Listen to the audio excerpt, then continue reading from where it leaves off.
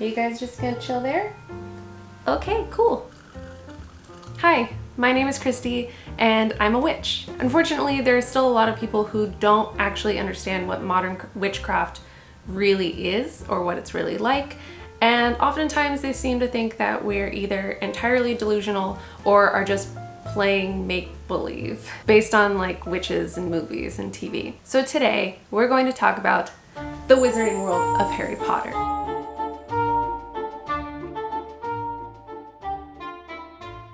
And what it has right and wrong about actual witchcraft from my personal perspective and opinions. The wizarding world is a huge fictional universe to cover. There's all of the movies and the books and now the fantastic beasts. So to step in and start comparing the differences between real and fiction, let's just follow the beginning of Harry's wizard journey. He finds out that he's a wizard by receiving a letter of acceptance to a wizarding school and being told, "You're a wizard, Harry." Ooh, that was rough. Okay. First thing I will note, in real life, all witches are witches. Witch is a gender-neutral term. There are male witches, there are female witches. Everyone encompassingly is witches. There's no wizard or warlock. The next thing, witchcraft does not need to be inherited genetically or passed down. Okay, so he finds out he's a wizard. Dope. And he needs to pick up his supplies for school. His supplies include books. Yes, knowledge is super important to the modern day witch. You don't necessarily need a giant library of books, but it is really important for modern day witches to read about witchcraft history and different types of witchcraft so that they can make intelligent, well-rounded decisions about their own practice. Next up, cauldrons. Many witches do use cauldrons in real life, but they're most commonly super tiny, like this little guy. And they're usually used for burning incense or papers or other things, and not super commonly used for brewing potions, but you totally can. Next up is glass or crystal vials.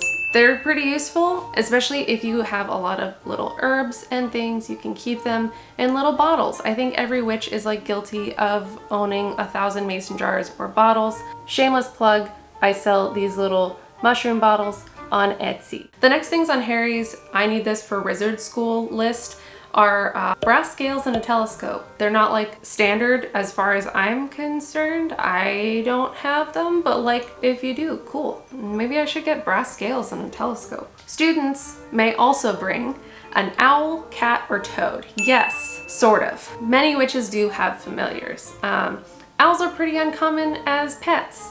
I think cats are the most common because they're pretty chill and just kind of hang out and like lend their energy. But you know, dogs, lizards, birds, I've heard of many familiars. Familiars also aren't always pets. Oftentimes they aren't pets. But you know, a lot of people like cats.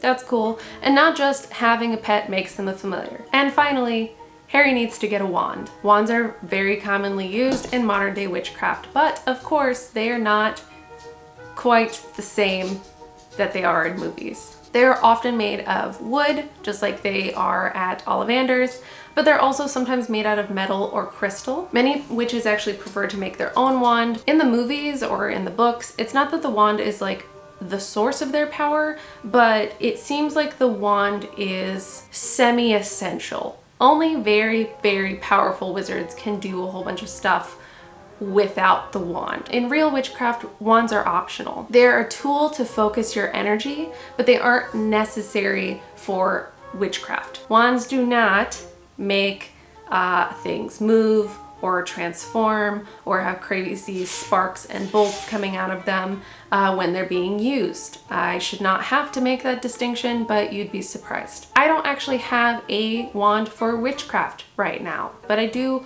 hope to make one. In the meantime, I have this interactive wand from the Wizarding World of Harry Potter. This one is Ginny's. So now we have our supplies, we can go to Hogwarts. In real life, there is not a school that all witches and wizards go to. A lot of people do like to learn from kind of a mentor. A lot of people like to learn from like their coven, if they join a coven, but there is no super secret hidden witchcraft school. And you don't need to learn witchcraft as a child. You can learn it at any stage of your life. Let's just dive into some first year classes. Astronomy class is mentioned in the books, but not really covered in the movies. They study the stars and constellations and planets and movements, which many witches actually do.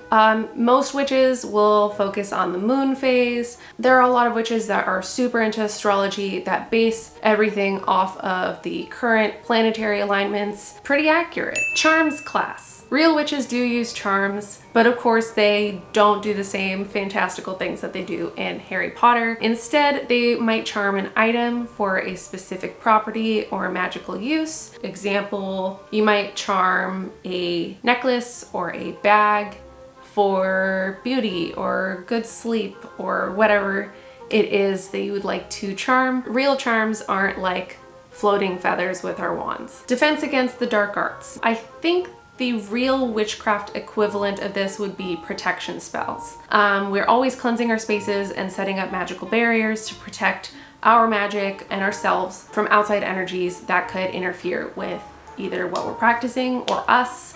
I guess that's defending ourselves against the dark arts, but that's about as far as it gets. Flying class. We don't fly on our brooms. We do sometimes use brooms to sweep out stagnant or negative energies. If you would like to hear more about brooms and flying, there's a video, I'll tag it somewhere where I talk about that. Herbology. Many real witches do study the magical and medicinal properties of flowers and herbs and other plants. All plants are magical plants. All of them. There are no secret magical plants that we use like gillyweed or anything like that. All of them are magic. Every plant is magic. Literally. Look more into plants. They are all magic. History. I mean, same answer as when we talked about books earlier. Super important for witches to have a good sense of witch history, from ancient witch lore to witch trials, and the history of like different paths of witchcraft. Potions. Potions. This is water. Some witches do make potions, but it definitely isn't this exact science like it is in the story, where they have to crush instead of chop, like whatever, the perfect thing to make a thing. I think the most potion-like thing I personally have ever made is like soup or tea. It counts. And lastly, let's talk about the secrecy of the wizarding world of Harry Potter. In the wizarding world, it is imperative that they keep the magical world a secret for safety. Muggles had a tendency to destroy that which they feared and did not truly understand. And while some prefer to keep their practice personal and choose to stay in the broom closet, unfortunately, this part is true for a lot of witches out there.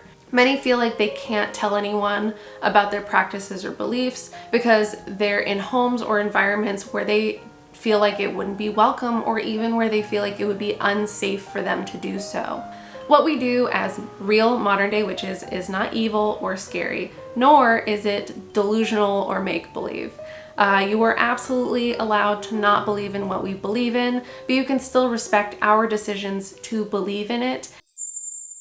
My fantastic beasts are back. If you want more Wizarding World related witchcraft videos, let me know in the comments and we will continue to deep dive into this universe. And tell me your houses. I want to know your houses. I'm a Slytherin. Thank you for watching. Don't let the muggles get you down, and blessed be. Bye. Goodbye, fantastic beasts. Goodbye.